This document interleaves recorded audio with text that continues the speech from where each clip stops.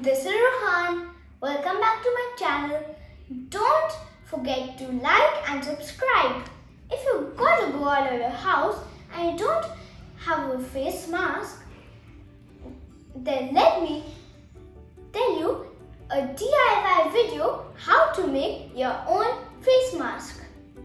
No cutting and no sewing involved. Take a scarf or men's handkerchief. Fold it into two halves and fold both of these halves into another half. And now grab two elastic rubber bands and slide them through each of the ends.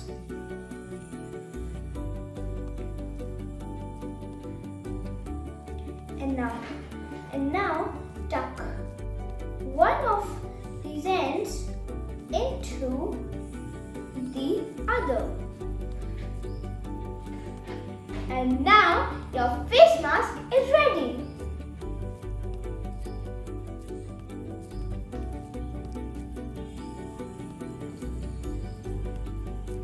And you can also personalize your face mask.